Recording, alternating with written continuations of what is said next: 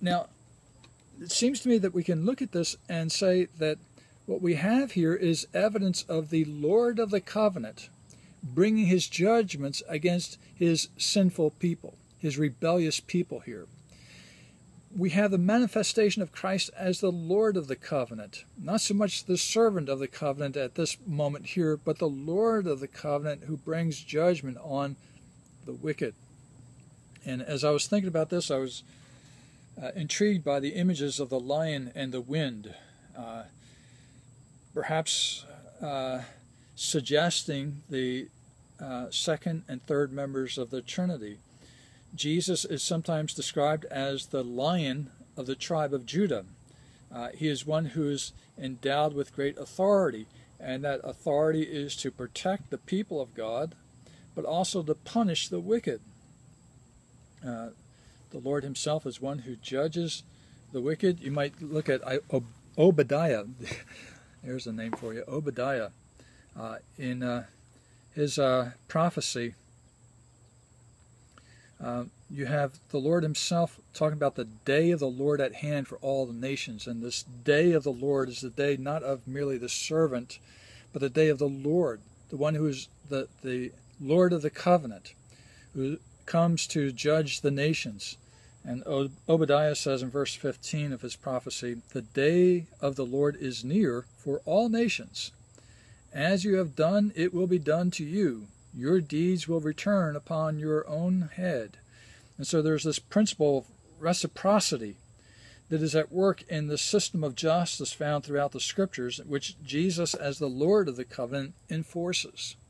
As it has been done, as you have done against the Lord, it will be done to you. There's this a one-for-one correspondence, an exact justice meted out. And so Obadiah warns of that coming in the day of the Lord, and he's anticipating the great judgments that were to come. You might think of the Psalms. In the second Psalm, in the introduction to the book of Psalms, you find these marvelous, mysterious, powerful statements about the anointed one, the Lord's anointed. The nations conspire against him, the kings set their stand against him, but the Lord laughs in the heavens, verse 4, rebukes them in his anger, verse 5.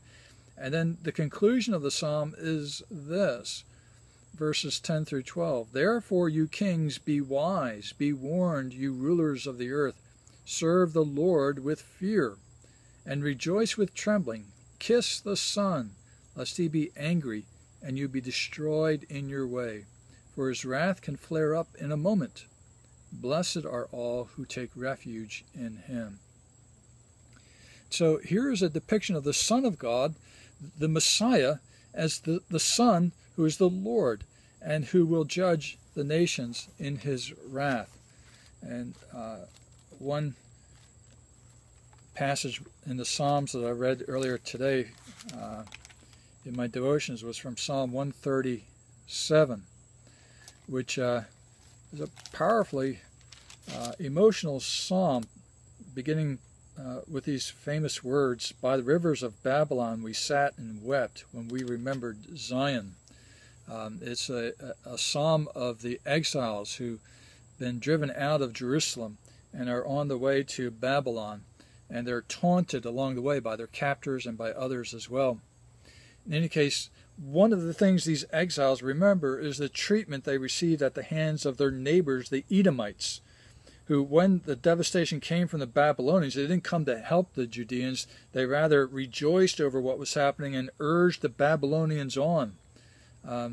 They cried out, verse 7, "Tear it down," they cried, "tear it down to its foundations." So the Edomites were happy that Jerusalem was being wiped out. And what you have here then is the conclusion of the psalm, which is very significant for what we're trying to say here.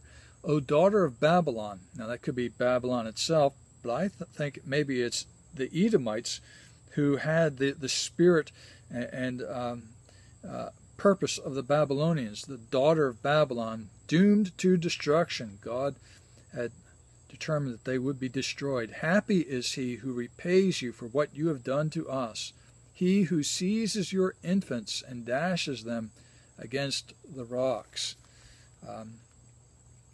Very difficult, powerful image of the wrath of the Lamb who comes to destroy the wicked. You might think of the images in the book of Revelation of the great wrath coming upon all nations of the earth at the end of history and time.